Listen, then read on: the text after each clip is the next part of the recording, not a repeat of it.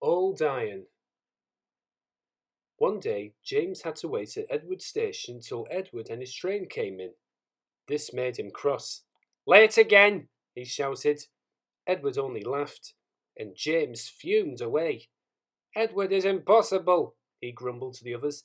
"He clanks a lot like a lot of old iron, and he is so slow he makes us wait." Thomas and Percy were indignant. "Old iron," they snorted.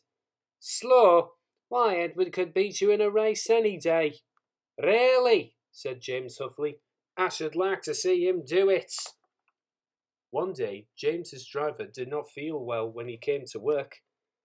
"I'll manage," he said, but when they reached the top of Gordon's Hill, he could hardly stand. The fireman drove the train to the next station. He spoke to the signalman, put the trucks in a siding, and uncoupled James, ready for shunting.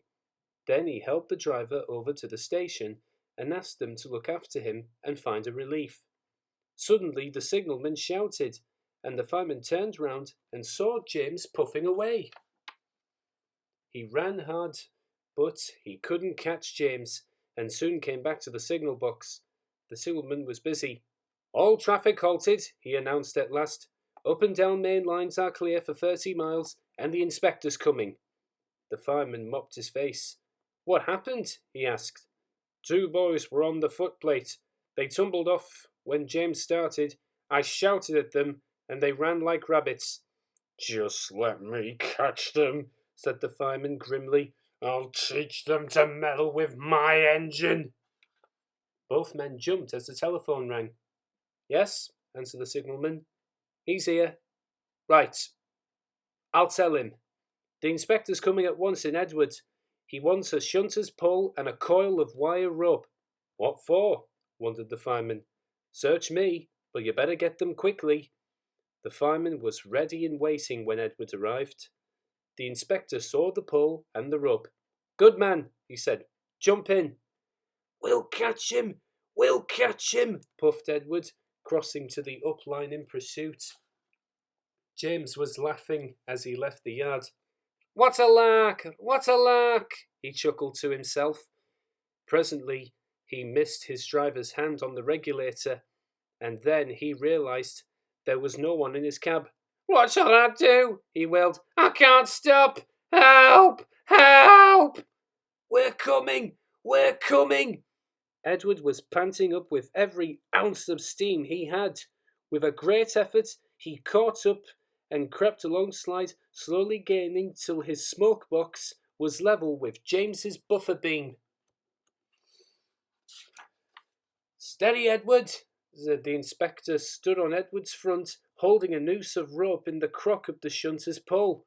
He was trying to slip it over James's buffer.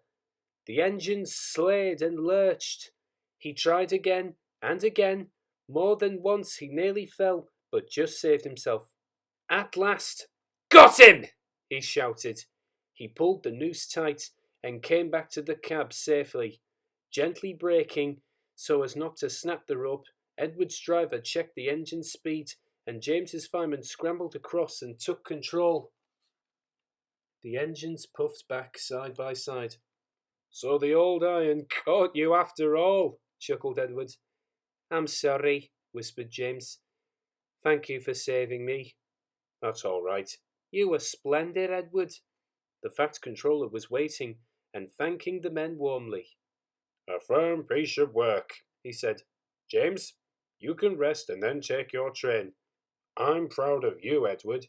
You shall go to the works and have your worn parts mended." "Oh, thank you, sir," said Edward happily. "It'll be lovely not to clank." The two naughty boys were soon caught by the police, and their fathers walloped them soundly.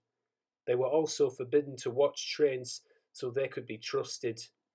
James's driver soon got well in hospital and is now back at work.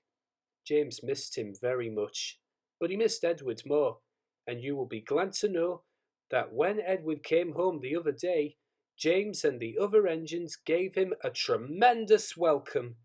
The Fat Controller thinks he will be deaf for weeks.